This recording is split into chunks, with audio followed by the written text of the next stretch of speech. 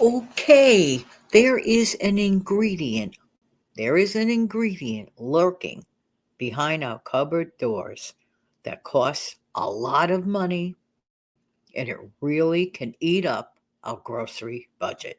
Good morning, good afternoon, good evening. This is a bonus upload. Hope everybody's doing well.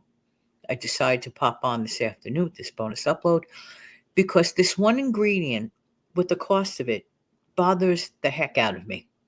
And there are some things we can do, not to eliminate it, but to slow down the usage of. This is a trick that I learned in order to keep things going and not give up things entirely.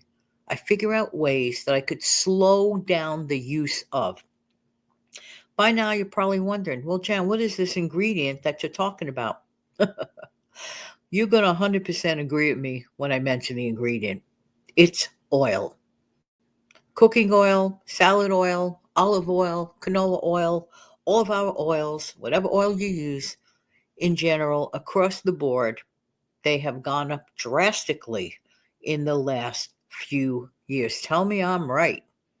I don't need you to do that because I already know I'm right. And you already know I'm right. And here's the problem, we use oil in our cooking. We like it. We like it in our salads. We like it in our cooking. Perhaps some of us use way too much. Now, I have witnessed people in person in real life, on videos, who pour oil in their skillets like there's no tomorrow. And I say to myself, what are they doing? Why so much oil? And it's literally money down the drain. Back in the good old days, well, I don't know how good they were, but they were the Great Depression, and people became quite innovative.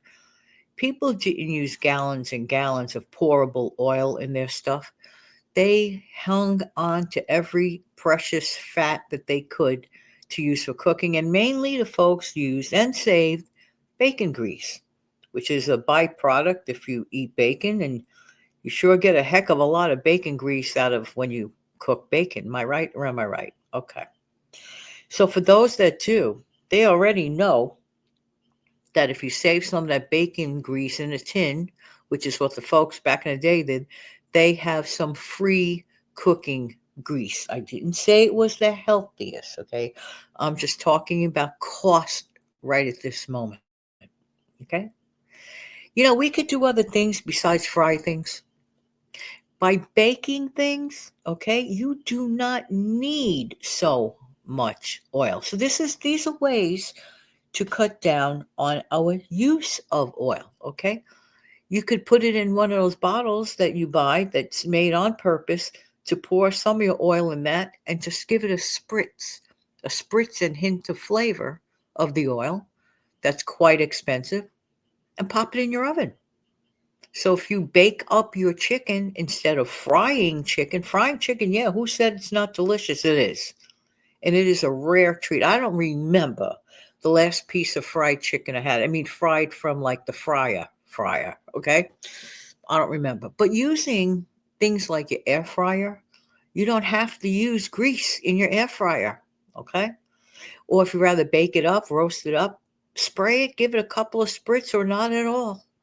And just crisp it up with other ways with some seasonings or a little bits of butter or margarine. Not a ton of oil. Oil in bottles cost a ton of money. I have seen people make simple breakfast items, and they're using what? A ton of oil. It all adds up. I mean, if you're on a grocery budget that is challenging, to say the least, all that use of oil. We can boil things instead of frying things. You could boil an egg instead of frying it in grease. You could make poached eggs. Okay, you see where I'm going with this? Hard boiled, soft boiled, boiled. You can boil a frankfurter, or you could just put it in your oven, and there's so much fat inside of a frankfurter anyway half the time that you don't need any grease. Just put it on a non-stick pan or give it a quick spray and just throw it in your oven and grill it up in your oven, bake it up. No oil needed. We use grease for too many things, in my opinion. In my opinion, we really do. Sit down. Here's where the math gymnastics comes in handy. If you're a bit of a bean counter, like I tend to be at times, not all the time, but it is interesting to know the rate and how much you're spending monthly on oil. Do you spend or overspend too much money on oil? That's up to you and your family. I don't know. Maybe you do, maybe you don't.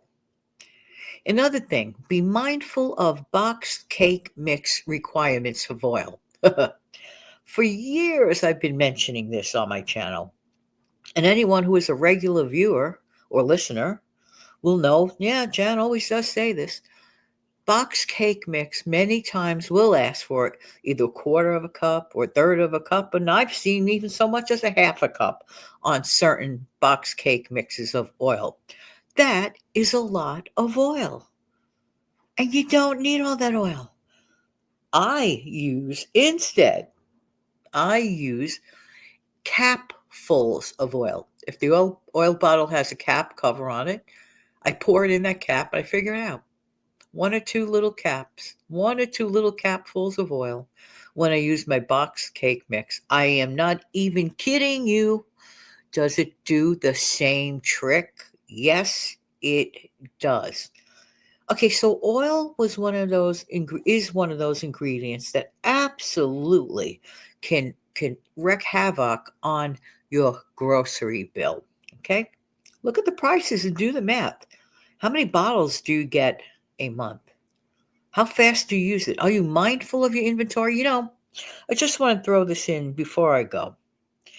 This is part of the issue in many cases, in my opinion, in my thoughts.